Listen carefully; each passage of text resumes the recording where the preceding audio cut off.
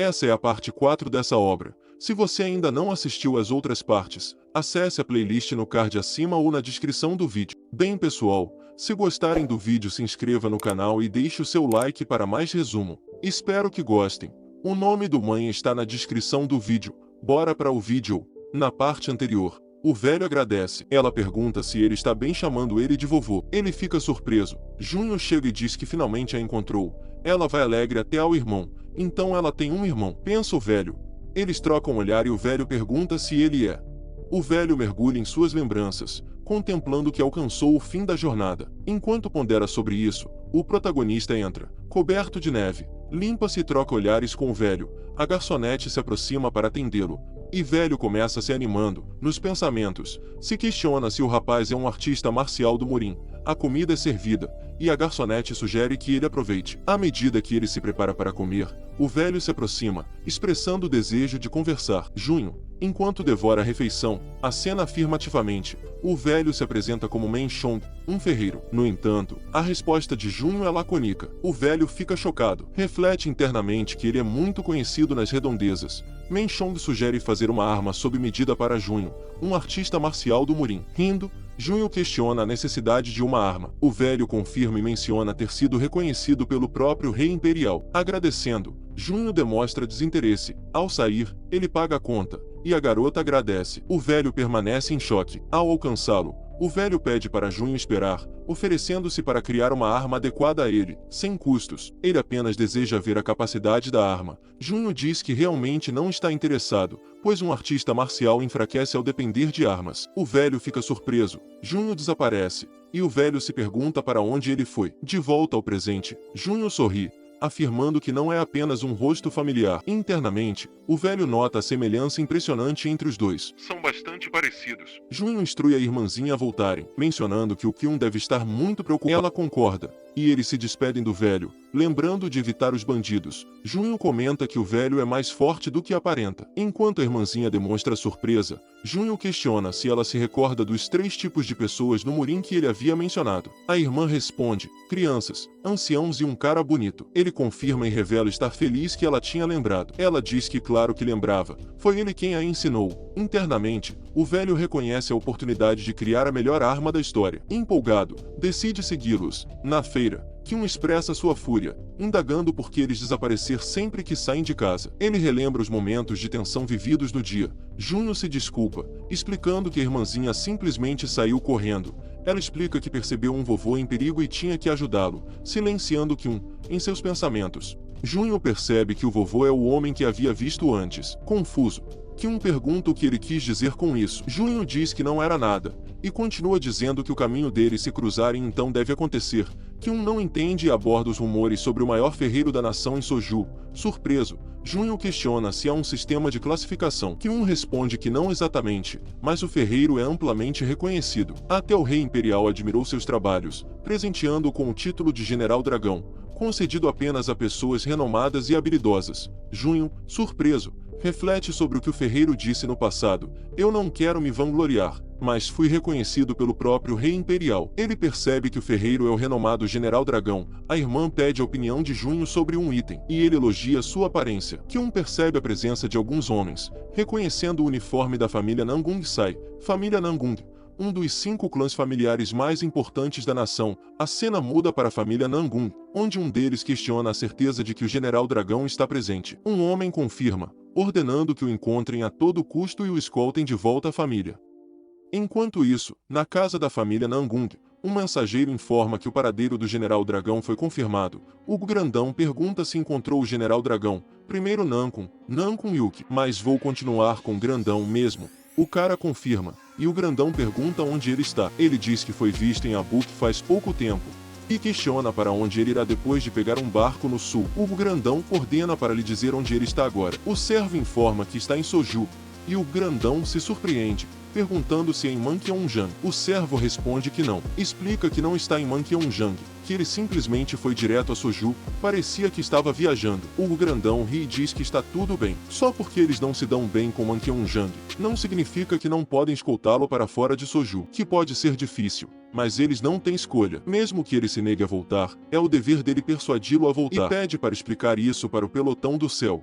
O cara obedece e diz que fará. Um grandão diz que, como estão falando de Soju, podem arranjar alguns problemas, mas eles devem trazê-lo de volta de qualquer jeito. Todo alegre, diz que, como o grande comandante, não deveria ter algum problema e pergunta se ele está equivocado. Na mansão do Lorde, Junho agradece ao professor pelo trabalho duro de hoje. O professor, alegre como sempre, diz que é o jovem mestre que está trabalhando duro e menciona um assunto pendente. Junho, ansioso, pergunta o que será. O professor questiona se ele não deveria se preparar para o exame acadêmico. Junho pergunta sobre o exame acadêmico e o professor explica que, apesar de ser fácil para ele, que já está pronto, já que seus conhecimentos estão avançados para a idade dele. Junho menciona que já fez o exame público há 2 anos. O professor explica que é por isso que ele deve fazer o exame acadêmico no próximo ano. Junho diz que ainda é muito cedo. Com uma aura sombria, o professor afirma que ainda não é nada cedo. Junho, assustado, pergunta como ele pode ameaçá-lo com uma prova. O professor diz que pode haver recompensa.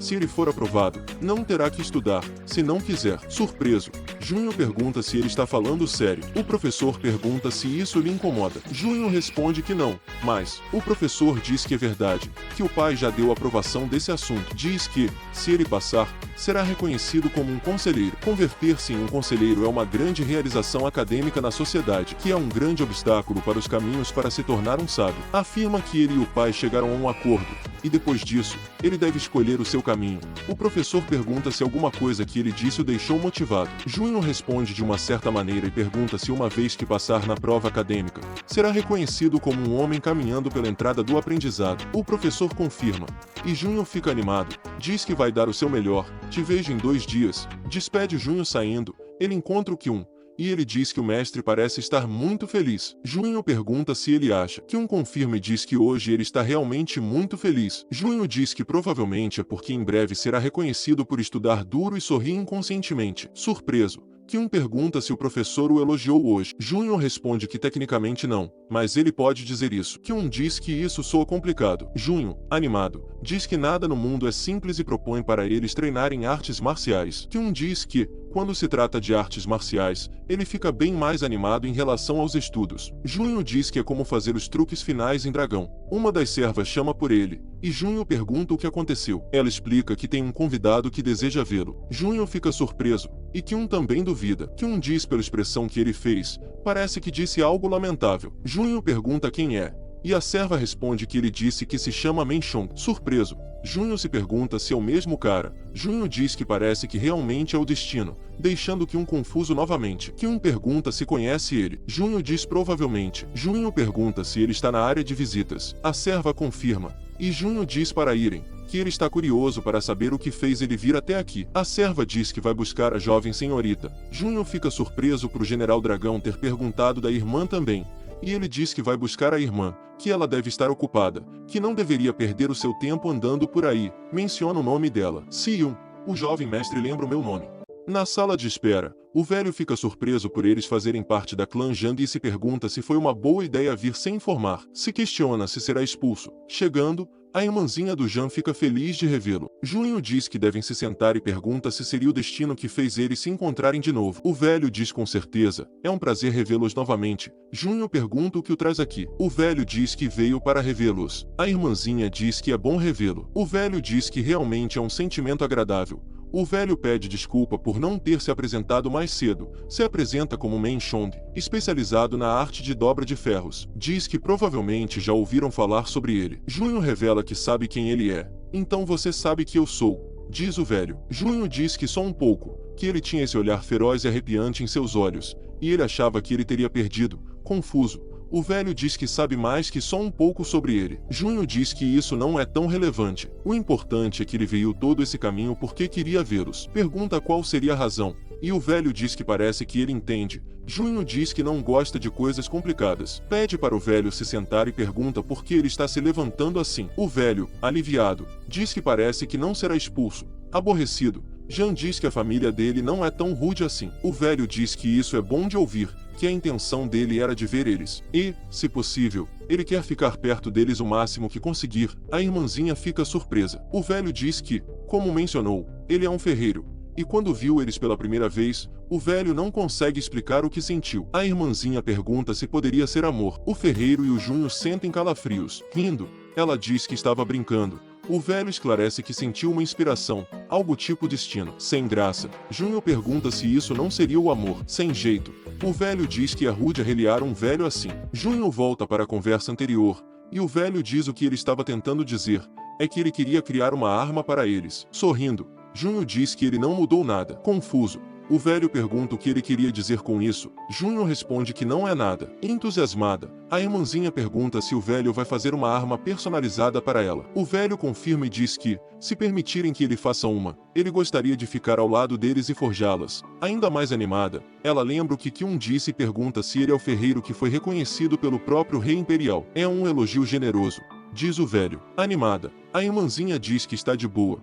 O velho olha para o Junho esperando sua resposta. Junho pensa, encara o velho com uma expressão séria. Sorrindo, diz a mesma coisa que disse no passado. Decepcionado, o velho diz que entende e reflete que achou que eles eram similares. Parece como se ele estivesse encontrando ele após 20 anos. Junho diz, mas ele mudou seus costumes. Que sabia quão incríveis são as habilidades dele. Acariciando sua irmãzinha, pergunta se o velho poderia ajudá-los, já que será de grande ajuda para sua irmãzinha. O velho chora de tanta alegria, totalmente motivado. Diz para deixar tudo nas mãos dele, que ele fará a melhor arma que o jovem mestre e a jovem senhorita poderão usar, que ele promete de corpo e alma. Eles concordam, algures na cidade. A família Nangun falava sobre o ferreiro, e um deles revela que ele foi para Manqueonjang. Parece que esses vieram para ficar. Esse vai ser o General Marrom. O General Marrom fica irritado e amaldiçoa a família Jang. Esse será só general. E diz que eles não podem recuar, e o General Marrom pergunta se tem algo em mente. O general responde que não, mas isso não significa que eles não podem fazer nada. Por isso, eles estão aqui. Na casa Manqueonjang, um servo da família Nangun espiava e dá sinal. O General Marrom diz que os pupilos de Jang estão com ele. Pergunta se ele vai ficar bem. O general diz que vão esperar a hora certa para atacar. Eles caminham pela cidade, e os generais seguem eles. Provavelmente estão zoando Kyun. O dia passa, e o general começa a ficar irritado. Pergunta por quanto tempo planeja esperar, reclamando. O general manda ele calar e observar. O grupo do protagonista abandona o ferreiro. O general diz que uma oportunidade irá aparecer para aqueles com paciência. Ele diz para avançarem. Eles chamam pelo General Dragão. O velho confirma que é ele mesmo e pergunta o que o clã Nankun está querendo. O General Marrom fica grato em conhecê-lo e se apresenta como Nankun Ho, a terceira geração, líder do Esquadrão dos Céus. Ele pede para irem conversar em local mais calmo. O velho diz que já está tarde. Se quiserem conversar, é só irem até Manqueonjang. O general pega no ombro do velho, liberando sua aura. Diz que ouviu rumores sobre as habilidades Murin dele, e diz que ele está deixando a confiança tomar conta. Sugere conversarem antes que provoquem coisas desnecessárias. O velho diz que ele não vai conseguir nada com o jeito dele de ser, desafiando o velho. Junho chega e diz a mesma coisa. Junho pergunta o que ele está fazendo com o convidado dele. O general diz que esse assunto pertence a Nankun, que ele não tem nenhum direito de interferir. Junho pergunta do que ele está falando. O velhote é o convidado dele. Se eles vão dar esse tipo de desculpa, pergunta por que os seguiram escondidos. Junho libera sua aura e diz que acha melhor eles vazarem antes as coisas fiquem agitadas. Que ele é bem impaciente com pavio curto. Pressionados, o general diz que ele vai se arrepender e vazam. Junho diz que eles sempre falam um monte de besteira. Estou vivo graças a você. Que nada. O general fica irritado com a situação. O general Marrom diz para uma criança, as artes marciais pareciam boas. Que Manqueonjang investiu muitos recursos no garoto. O general diz que mesmo assim ele é só uma criança inexperiente. Que o próprio deus Murin não tinha tanta autoridade nessa idade. O general Marrom sugere esperarem a chegada ruim para irem diretamente a Manqueonjang. Que o líder disse que ele está a caminho. O general diz que vão fazer mais algumas tentativas. No dia seguinte, olá.